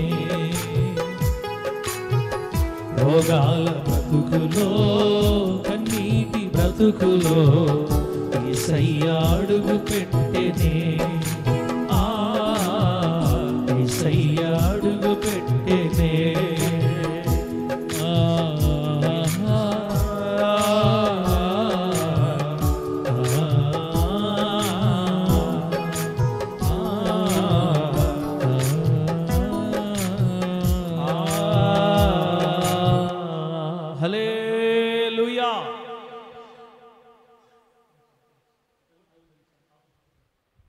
దేవుని బిడ్డలారా 10 నిమిషాల్లో ఆపేస్తా, 5 నిమిషాల్లో ఆపేస్తా. మాట అంటే మాట. ఇప్పుడు దాకా పాపం యొక్క భయంకర పరిస్థితి, పాపాన్ని గురించి తలుచుకుంటే గుండెలు అదిరిపోవాలి. విజయరాజు అది ఎవరిని వదలదు. విజయరాజు పొరపాటున పాపంతో స్నేహం చేసి పాపంతో ఆటలాడితే ఎవరిని వదిలిపెట్టదు. పాపము నుంచి భూలోకంలో విడిపించిన దమ్మున్నోడు మన యేసయ్య ఒక్కడే. ఇంకెవడు ఈ భూలోకంలో పాపము నుంచి మనిషిని విడిపించలేడు. తాగుడు మానాలని ఎన్ని దగ్గరికి వెళ్ళి తాయెత్తులు కట్టుకున్నా ఒక్కడ కూడా తాగుడు మానలేడు. తాగుడు అనే దురాత్మ నుంచి మనిషిని విడిపించగలిగిన ఏకైక దేవుడు యేసు. ఆయన ఒక్కడే పాపము నుండి మనిషిని విడిపించగలుగుతాడు. వ్యభిచారపు మనస్సు నుంచి ఒక వ్యక్తిని తప్పించగలిగింది, విడిపించగలిగింది నిజదేవుడైన యేసు ఒక్కడే. ఇంకెవరు తప్పించలేరు. కాబట్టి పాపం నుంచి బయటపడాలంటే యేసు మాత్రమే మనకి శరణం. వేరే దారే లేదు బిడ్డ. కాబట్టి మరి లేట్ చేయకుండా ప్రభు దగ్గర పరిగెత్తి రావాలి. ఇప్పుడు నేనేం చెప్పదలుచుకున్నానంటే, పాపము ఎన్ని రూపాలలో పొంచి ఉండి మన మీద పడుతుంది అది మనకు తెలిసి ఉండాలా. పాపము డైరెక్ట్గా వచ్చి, హలో బ్రదర్ నేను పాపాన్ని, my name is sin, please will you allow me, నన్ను నీలోకి ఆహ్వానిస్తావా, నన్ను రమ్మంటావా, నా పేరు పాపం అని చెప్పదు.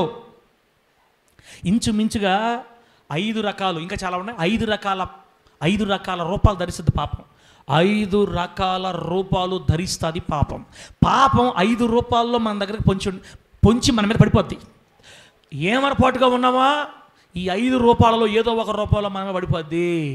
అవేంటో టకా చెప్పి ఆపేస్తా. నంబర్ 1, పాపము ఏ రూపంలో మన మీద ఫస్ట్ దాడి చేస్తుందో చూడండి. ప్రసంగి గ్రంథం 7వ అధ్యాయం 26వ వచనంలో ఏం రాయబడిందంటే, ప్రసంగి గ్రంథం 7:26లో పాపం మన మీద ఏ రూపంలో దాడి చేస్తుందో తెలుసా? వలలు వంటి, ఉరుల వంటి మనసు, బంధకముల వంటి చేతులు కలిగిన స్త్రీ అని రాయబడింది. కూతురులు, తల్లులు, అక్కలు నన్నేం అనుకోబాకండి, మీ గురించి ఈ మాట రాయబడలేదు. కొందరు స్త్రీల గురించి ఈ మాట రాయబడింది. ఈ భూలోకంలో పాపము ఇప్పుడు ఎక్కువగా ఏలుబడి చేసేది ఎవరి రూపంలో అంటే స్త్రీ రూపంలో ఏలుబడి చేస్తుంది. స్త్రీ రూపంలో పొంచి ఉంది పాపం. స్త్రీ రూపంలో అంటే స్త్రీల ద్వారా పాపం మన మీద దాడి చేస్తుంది అని అర్థం. ఇశ్రాయేల్ పాస్టర్ బాగా సేవ చేస్తే వాడికి నచ్చద్దనా? వాడికి నచ్చద్దా చెప్పు? ఎవరు? మనోహర్ అన్న మర్యాదకు చెప్పు.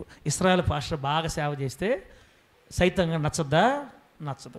ఇశ్రాయేల్ పాస్టర్ తెల్లగా ఉంటాడా, నల్లగా ఉంటాడా? లైట్ ఆపితే కనపడ్డ మరప, నవ్వితే పొళ్ళు తప్ప ఏం కనపడవు. ఇశ్రాయేల్ పాస్టర్కే ఇశ్రాయేల్ పాస్టర్ నచ్చడు. అట్లాంటిది అందంగా ఉండే ఒక అమ్మాయి మెసేజ్ పెట్టద్ది, hi you are looking so beautiful. నేను బ్యూటిఫుల్లా? ఇంత అందమైన అమ్మాయికి నేను నచ్చానా? ఓ నైస్, ఓ యా. ఇన్ని సంవత్సరాలకి పంట పండింది, పాస్టమ్మ దొరకడమే మహా అదృష్టం అనుకున్నా. ఇంతటి అమ్మాయిలు కూడా నన్ను, ఎవరికిరా ఈ భాగ్యం దొరికేది? ఆ ఫోటో చూస్తే ఈ అమ్మాయి పక్క నిలబట్టడం కూడా నాకు అర్హత లేదురా నాయన. ఏముందయ్యా, హీరోయిన్ల కంటే ఎక్కువ. అసలు మనోడి తెలియంది, మన ఇశ్రాయేల్ పాస్టర్ తెలియంది ఏంటంటే, సైతాన్ గాడు ఆ మనిషిని పావుగా వాడి ఇశ్రాయేల్ పాస్టర్ సేవనంతటిని ఒక దెబ్బతో కూల్చడానికి ఆ తెల్లగా ఉండే మనిషికి నల్లగా ఉండేవాడిని నచ్చేటట్లు చేశాడు. తెల్లగా ఉండే మనిషికి నల్లటోడు నచ్చాడంటే సైతాన్ గాడు ప్రేరేపించాడు అనమాట. కూతురులారా, మీరు నల్లగా ఉన్న తెల్లటోళ్ళకి మీరు నచ్చుతున్నారంటే మీరు గుర్తుపెట్టుకుని మాట. మీ భర్త తప్ప ఇంకొకరు ఎవరైనా నువ్వు బాగుండావంటే మీరు గుర్తుపెట్టుకోవాలి. వచ్చేసాడు మనోడు. స్త్రీలకి పురుషుల రూపంలో, పురుషులకి స్త్రీల రూపంలో కాచుకొని ఉంటాడు పాపం. స్త్రీల గురించి వర్ణించేటప్పుడు బైబిల్ ఏం చెప్పిందంటే, ఒక్కసారి స్త్రీ వ్యామోహంలో పడ్డారా అది వలలాగా మనల్ని చుట్టేస్తుంది.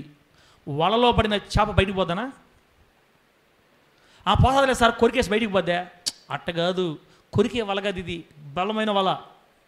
బలమైన వలలో అడుగు పందులు చిక్కున్నాయనుకో, బలమైన వలలో పొద్దనా? పొద్దా? వేటగాడు వస్తాడు, కర్ర తీసుకుంటాడు, ఒకటే ఏటు బకి కొడితే కే. అర్థమైందా? వలల వంటి మనసు, ఊరుల వంటి మనసు అంటే స్త్రీది. అందరు స్త్రీలు కాదు, కొందరే. భక్తి పరురాలు స్త్రీలు ఉన్నారు, నేను వాళ్ళ గురించి మాట్లాడలేదు. స్త్రీకి ఒక్కసారి మనసు మారిందంటే వాళ్ళలాగా పట్టుకుంటుంది మనిషిని. మనతో ఏం మాట్లాడుకున్నావు, అప్పుడు కొంతకాలం కలిసి నడద్దాం అనుకున్నాము, తర్వాత ఏదైనా ఇబ్బంది అయితే మనతో విడిపోదాం అనుకున్నావు, నువ్వేంది నన్ను వదలట్టేదో, నిన్నెందుకు వదులుతానరా నేను చస్తా, నాతో పాటు నిన్ను కూడా చంపుతా అంటది. స్త్రీ వలల ఉరుల వంటి మనసు, బంధకముల వంటి చేతులు స్త్రీకి. అందుకని ఓనా అన్నల్లారా, తమ్ముళ్ళారా, కూతుర్లారా, కొడుకులారా, చెల్లెళ్ళారా, అమ్మలారా, అయ్యలారా, ఓ హోలీ జడ్జి విశ్వాసులారా, పాపము స్త్రీ రూపంలో పొంచి మన మీద పడద్దే. స్త్రీలారా, పురుషుని రూపంలో పాపం మీ మీద పొంచి పడద్దే. ప్రపంచాన్ని ఇప్పుడు అత్యధికంగా శాసిస్తున్న పాపం స్త్రీ అని చెప్పింది వాక్యం. కాబట్టి దేవుడిచ్చిన భార్యలు నల్లోళ్ళైనా, తెల్లోళ్ళైనా, ఎరుపోళ్ళైనా, పసుపోళ్ళైనా, పొట్టోళ్ళైనా, పొడుగోళ్ళైనా, గూనోళ్ళైనా, గుడ్డోళ్ళైనా యేసయ్య ఇచ్చిన భార్యతోనే జీవితకాలం నమ్మకంగా సాగిపోదుము గాక. యేసయ్య ఇచ్చిన భర్తలతోనే నమ్మకంగా మీరు సాగిపోదురు గాక. తేడా పడిందంటే వాళ్ళలో ఇరుక్కుపోతారు. అక్కడ అదే వచనంలో ప్రసంగి గ్రంథం 7:26 వచనం చివరిలో ఏమంటారు తెలుసా? యెహోవా శాపం పొందిన వాడే ఈ శ్రమలో పడతాడు, నీతిమంతులైన వాడు దీన్ని తప్పించుకోవడానికి రాయబడింది. నీతిమంతులు దేవుడి ఊరికి తప్పిస్తాడు. దేవుని శాపం పొందుకున్నవాళ్ళు ఎన్నిసార్లు వాక్యంతో ఎవరు మాట్లాడినా ఆ వాక్యాన్ని పట్టించుకునే వాళ్ళు ఏదో ఒకరోజు ఈ ఊబిలో పడిపోయి మరణానికి వెళ్ళిపోతారని చెప్పింది వాక్యం. జాగ్రత్తగా ఉండాలి. రెండో రూపం పాపం ఏ రూపంలో మనకు వస్తుంది? రెండోది 1 తిమోతి పత్రిక 6వ అధ్యాయం 10వ వచనం. 1 తిమోతి పత్రిక 6వ అధ్యాయం 10వ వచనంలో పాపము ధనాపేక్ష రూపంలో మన మీద దాడి చేస్తుంది. ధనాపేక్ష సమస్తమైన కీడులకి మూలం. చెప్పండి, ఏ అపేక్ష అక్క? ఏ అపేక్ష? మీరు ఎక్కడ చూస్తున్నారంటే, ఒరే స్వామి ఆపరా, ఇంకెంతూరా, బండకేసి బాతున్నారా తండ్రి, ఇక మమ్మల్ని వదిలితే మేము పోతాం కదా, ఇంక ఇదే ఈరోజే మమ్మల్ని మార్చేస్తావా చెప్పు, ఈరోజే మమ్మల్ని మార్చేటట్టున్నావే నువ్వు అన్నాడు. చూస్తున్నారు కొంతమంది అక్కళ్ళు. అక్క అయిపోయింది లెక్క 5 నిమిషాల. పాపము మన మీద దాడి చేస్తుంది ధనాపేక్ష రూపంలో. అక్కడ ఏం రాయబడిందంటే, ధనాపేక్ష సమస్తమైన కీడులకి మూలం. ఎవరైతే దీవెన ఎవరైతే డబ్బు సంపాదించాలా మాయ్ ఆదివారం సెచ్చి అయింది, సంపాదించాలా, పనికి పోవాలా, 2000, 1000, 3000, 5000 డబ్బు. ఓ పిచ్చోడా, నిన్ను ఎప్పుడో పట్టేసే సైతాన్ గడా. పాపము డబ్బు రూపంలో ఎప్పుడో నిన్ను బందీ చేసింది. అందుకే పొద్దున్న లేస్తే కళల్లో కూడా పడుకున్న డబ్బు కనపడుతుంది, కూర్చున్న డబ్బు కనపడుతుంది. ఈరోజు పనికి పో, డబ్బులు పోకుండా బాకు, ఎంత ఉంది ఇంటికాడ, 5000 ఉందా, ఇంకొక 1000, ఇంకొక 2000, ఇంకొక 10,000, ఇదే పనే. డబ్బు ధనాపేక్ష రూపంలో సైతాన్ గాడు పాపం మనల్ని పట్టుకుందంటే ఇక లేచిన కాడి నుంచి డబ్బు. బిడ్డ, బ్రతకడానికే మనకు డబ్బు అవసరం. డబ్బు కోసమే బ్రతకూడదు. విజయరాజు విజయరాజు బ్రతకడానికి ఏం కావాలి? డబ్బు అవసరం. బ్రతకడానికి మాత్రం డబ్బు అవసరం. డబ్బు కోసమే బ్రతకూడదు తల్లే, గుర్తుపెట్టుకోండి. మొదట ఆయన రాజ్యాన్ని, నీతిని వెతకండి, అప్పుడు అవన్నీ మీకు అనుగ్రహించబడతాయి అని చెప్పాడు దేవుడు. ముందు మనం దేవుని రాజ్యాన్ని వెతకాలి, దేవుని నీతిని వెతకాలి, అప్పుడు మనకు అవసరతలన్నీ దేవుడు తీర్చాడని రాయబడింది. అంతేగాని మందిరాలు పక్కన పడేసి, దేవుని పక్కన పడేసి, ప్రార్థనలు పక్కన పడేసి 24 గంటలు డబ్బు సంపాదనలో పడిపోయామనుకో, ఆల్రెడీ పాపము నిన్ను పట్టేసింది. ధనాపేక్ష రూపంలో పాపము మనుషుల మీదకి పొంచి ఉంటుందని రాయబడింది బైబిల్లో. కొలస్సీ పత్రిక 3:5 వచనంలో కూడా ఇదే మాట. ధనాపేక్ష విగ్రహారాధన లాంటిది. విగ్రహారాధన అయిన ధనాపేక్షను చంపండి చెప్పింది వాక్యం. చంపుదాన్నే. డబ్బు అనకూడదు. లోక సార్ ఎప్పుడు ప్రార్థన పెడతాడు, ఎప్పుడు ప్రార్థన. నెల్లూరు ప్రార్థన పద, రే కనికరాజు, రే పారా, దేవుడు కావాలరా. సంపాదించే డబ్బు కూడా మనం యేసు కోసం ఖర్చు పెట్టాలా. తినటానికి అంత చాలు, ఆరోగ్యం ఉంటే. డబ్బు. విగ్రహారాధనైన ధనాపేక్షను చంపండి అని చెప్పింది వాక్యం. అయిపోయిందా? 2 అయిపోయిందా? మూడో రూపం పాపము మరొక రూపంలో పొంచుంది. మూడోది సామెతల గ్రంథం 16వ అధ్యాయం 18వ వచనం. సామెతల గ్రంథం 16వ అధ్యాయం 18వ వచనం ప్రకారం గర్వము రూపములో పాపము పొంచి ఉంటుంది. గర్వం ఏంటది? మమ్మల్ని అడగబాకు, మర్యాదగా మమ్మల్ని అడగబాకు, నువ్వే చెప్పుకో. ఇప్పుడు దాకా చెప్పుకున్నావు కదా కితరమ్మ. కరుణక ఏం కరుణక? గర్వం. పాపం ఏ రూపంలో పొంచడం? మూడోదే గర్వం. అమ్మా మొదటిది ఏ రూపంలో ఉంటుందమ్మా పాపము? స్త్రీ. రెండోదమ్మా డబ్బు. మూడోదమ్మా గర్వం. నీ నోట్లో నుంచి మాటలు ఎట్టొస్తున్నాయి? గర్విష్ట మాటలు వస్తున్నాయా? దాని బతికెంత, దీని బతికెంత, ఈడెంత, వాడెంత, ఆ ఎస్ఎల్ పాస్టర్ అంత, ఈడెంత, వాడెంత, ఏ మాటలు నీ నోటికి వస్తున్నాయి అంటే మిస్టర్ ఆల్రెడీ నేను పాపం గర్వ రూపంలో పట్టేసింది మిస్టర్. నీ నోరు తెరిస్తే ఏం రావాలంటే దేవుడి దయ, దేవుని కనికరం, దేవుని కృప. ఈ ముత్తుకూరు ప్రాంతంలో ఇంత ఘనమైన మందిరాన్ని కలుగున్నామంటే కేవలం ఎవరి దయ? దేవుని దయ. తెల్లగా ఉండే 2 కూతుర్లు పుట్టారంటే ఎవరి వల్ల? ఎవరి దయ? దేవుడి దయ. కూతురు నవ్వుకుంటారు ఇప్పుడు, మా డాడీ మమ్మల్ని గురించి చెప్తున్నాను అంటే. నల్లటోళ్ళు పుట్టకూడదా? నాకు తెల్లటోళ్ళని ఇచ్చాడు దేవుడు, నేనేం చేసేది? నల్లటోళ్ళు పుట్టుంటే నాకంటే నల్లటోళ్ళు అయితే మీ అంతా ఒక పార్టీ. అందంగా ఉండే బిడ్డలు పుట్టడం కూడా ఒక ధన్యత. ఎందుకంటే ఏంది? ఏం తగ్గద్ది? కట్నం తగ్గద్దు కాబట్టి. ఏం సార్ కట్నం తగ్గద్దే? తగ్గదే చూస్తాం కావాలంటే. అమ్మాయిలు ఇన్ని చాలు సార్, అమ్మాయిలు ఇవ్వండి చాలు అనే రోజులు వస్తాయి. ఏదో నా బాధ, నా స్వార్థం నాది, కట్నం తగ్గద్దులే అని. మంచి అందమైన బిడ్డలు ఇచ్చావు ప్రభువా, నీకు స్తోత్రం. ప్రార్థనా పారురాలైన భార్యని ఇచ్చావు ప్రభువా, నీకు స్తోత్రం. నువ్వు ఇచ్చావు తండ్రి నాకు. నా భార్య ఈ రోజుకి నా మీద ఒక్క మాట కూడా తిరగబడదు ప్రభువా, ఇంత మంచి భార్యని ఇచ్చావు. నేను అరవాల్సిందే కానీ నా భార్య ఏ రోజున నరిచినట్టు నాకు జ్ఞాపకం లేదు ప్రభువా, నీకు స్తోత్రం. కూతురులారా నిజం చెప్తున్నా, మీ అమ్మలాగా మీరు ఉండాలంతే. మీ అమ్మను పోలు మీరు ఉండాలా. నువ్వు 24 గంటల భర్తను ఎదిరిస్తున్నావంటే నీలో దెయ్యం పట్టేసింది. ఏ దెయ్యమో? పాపం అనే దెయ్యం పట్టేసింది. నీ ఇష్టం. భర్తను వ్యతిరేకించడం, భర్త మీద తిరగబట్టడం, భర్తను బూతులాడటం, భర్తను విలువ లేకుండా మాట్లాడటం క్రైస్తవుల లక్షణం కాదు అసలు. అంత మంచి భార్యని ఇచ్చావు తండ్రి, నీకు వందనాలు. నేనేమి ఇచ్చడం తీర్చగలను నీకు. సైకిల్ కూడా లేకుండా ముత్తుకూరుకు వచ్చి నాకు కారులో దెబ్బతున్నావయ్యా, ఎవరిచ్చిన భాగ్యం ఇది? నువ్వు ఇచ్చిన ధన్యత. నేనేంటి ప్రభు కారులో తిరగటం? అసలు నా స్థాయి ఏంటి? అసలు గర్వం స్టార్ట్ అయిందా, పతనం స్టార్ట్ అయిపోయినట్టు లెక్క.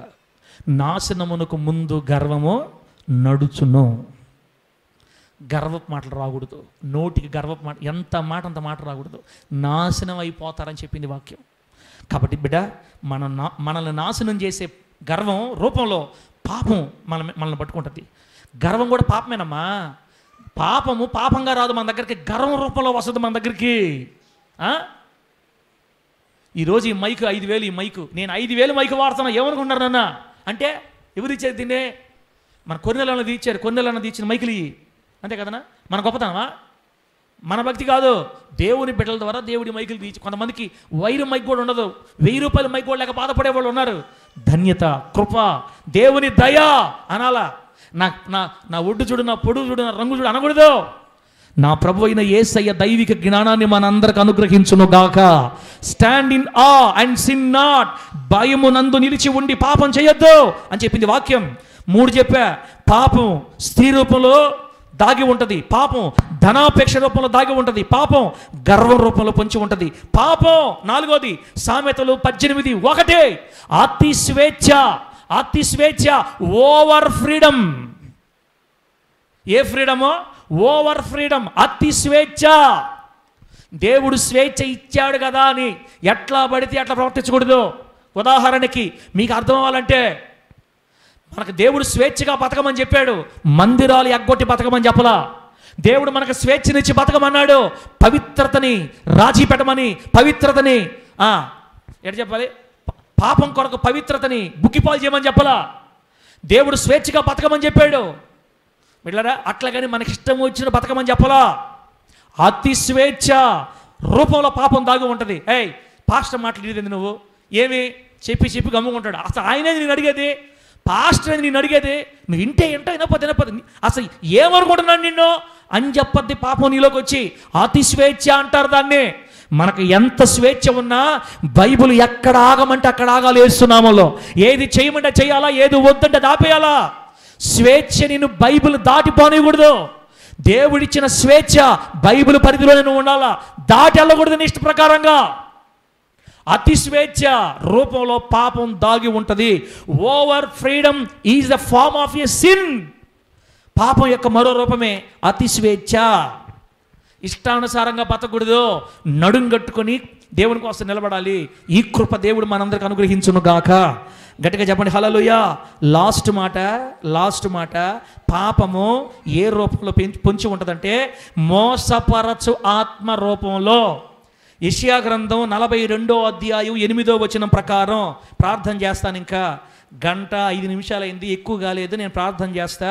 యెషయా గ్రంథం 42వ అధ్యాయం 8వ వచనంలో ఏం రాయబడిందంటే, దేవుడు చెప్తున్నాడు, నాకు రావలసిన మహిమని నేను విగ్రహములకు చెందనివ్వను, నాకు రావలసిన స్తోత్రాన్ని ఇంకొకరికి నేను వెళ్ళనివ్వను అని చెప్పాడు దేవుడు. దేవునికి చెందవలసిన మహిమ, దేవునికి చెందవలసిన స్తోత్రం దేవునికే చెందాలి, విగ్రహాలకు కాదు.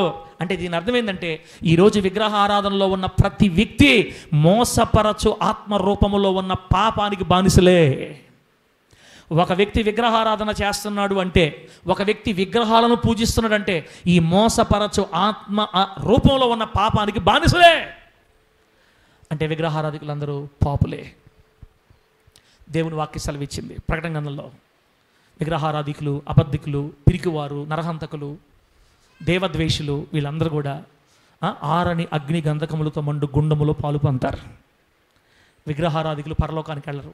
విగ్రహములను పూజించకూడదు, నిజమైన దేవుణ్ణి మాత్రమే, సృష్టికర్త అయిన యేసును మాత్రమే పూజించాలా.